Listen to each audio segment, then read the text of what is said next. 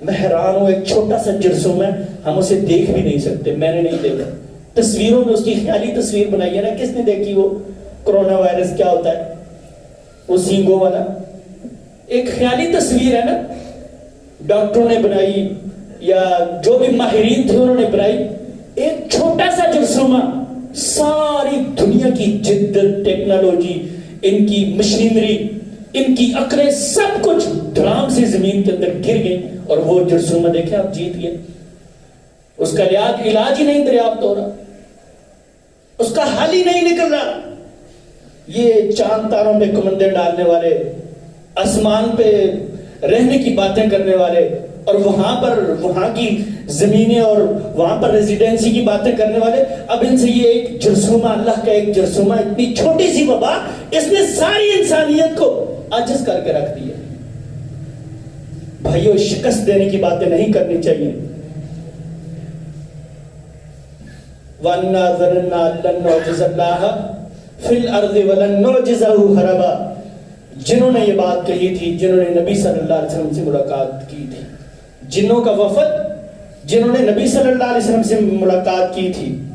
ان جنات نے یہ بات کہی تھی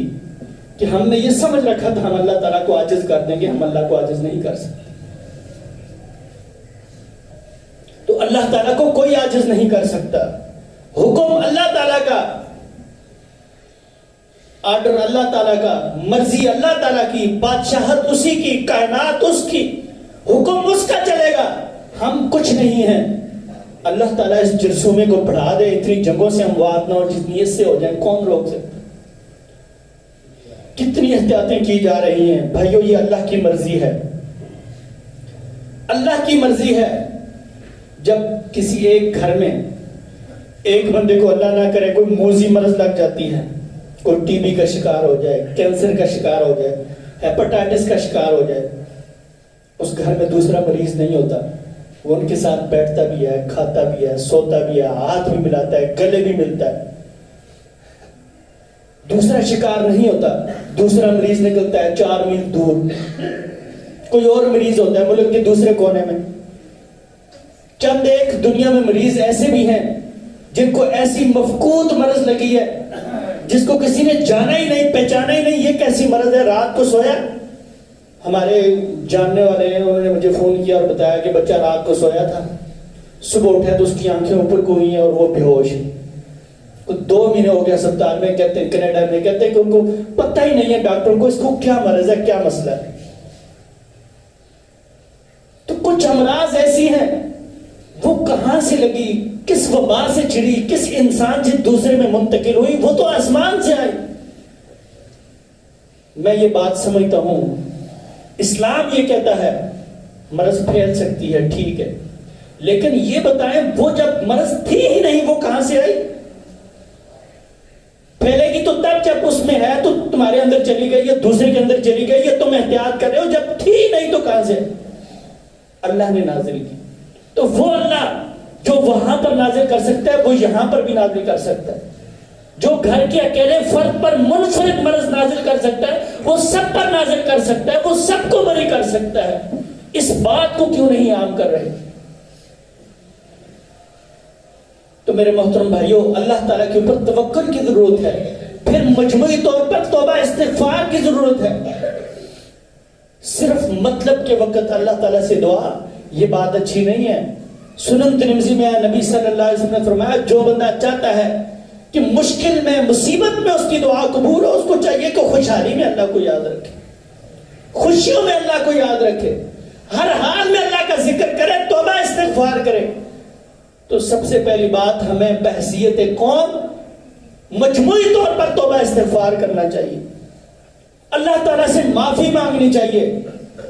جس چیز کو بھی اللہ نے حرام قرار دیا ہم اسے اپنے اپنے طور پر حلال سمجھ کر استعمال کر رہے ہیں۔ چوریاں بھی ہو رہی ہیں، زنا بھی ہو رہا ہے، بدکاریاں بھی ہو رہی ہیں، مرد و زن کا اختلاط بھی ہو رہا ہے، میوزک بھی دیکھ رہے ہیں، شرک کے اڈے بھی کھلے ہیں، اور غیر اللہ کی عبادت اور پوجا بھی ہو رہی ہے، اور درختوں پر اور قبروں پر اور ٹیلوں پر چادریں بھی چڑھائی جا رہی ہیں، منتیں بھی مانگی جا رہی ہیں، نظریں بھی مانی جا رہی ہیں۔ اللہ تعالیٰ کے ساتھ شرک بھی ہو رہا ہے، بدعت بھی ہو رہی ہے، نافرمانی بھی ہو رہی ہے، معاملات میں بھی ہو رہی ہے، عبادات میں بھی ہو رہی ہے، اخلاقیات میں بھی ہو رہی ہے، ہر ایک چیز میں گویا ہم نے اللہ تعالیٰ کا مقابلہ کرنے کے لیے جس چیز کو اللہ نے حلال قرار دیا ہم نے اسے حرام سمجھ لیا، اور جسے فرض قرار دیا ہم اس سے دور بھاگ گئے، اور جس کو حرام قرار دیا ہم نے اس کا ارتکاب کیا۔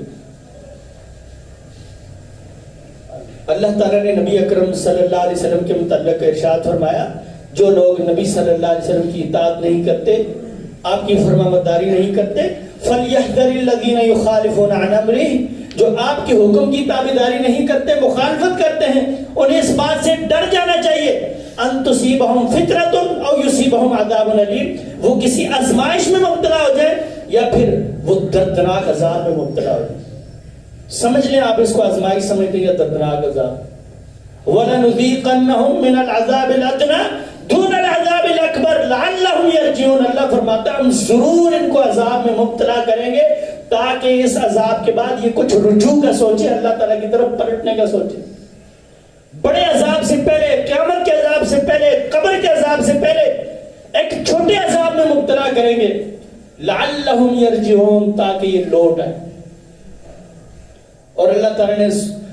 11ویں پارے میں یہ بات ارشاد فرمائی کہ ہم ہر سال لوگوں کو کسی نہ کسی آزمائش میں ڈالتے رہتے ہیں۔ کبھی سیلاب آ گیا، کبھی زلزلہ آ گیا، کبھی دہشت گردی کی آفت آ گئی، کبھی آگ لگ گئی، اور کبھی کوئی وبا آ گئی۔ تو میرے محترم بھائی کو یہ سب چیزیں استغفار ان کو مٹاتا ہے، اللہ تعالیٰ کی طرف مجموعی طور پر رجوع، اللہ تعالیٰ کی طرف پلٹنا، صبح اور شام کی دعائیں، تہجد کی پابندی، اور ایسے اوقات میں جب دل کو یہ بات ناپسند ہو اٹھ کر وضو کرنا اور رب تعالیٰ کے سامنے کھڑا ہو جانا اور عبادت کرنا، یہ چیزیں وباؤں کو اور بیماریوں کو جڑ سے ختم کر دیتی ہیں۔ اللہ تعالیٰ عمل کی توفیق عطا فرمائے۔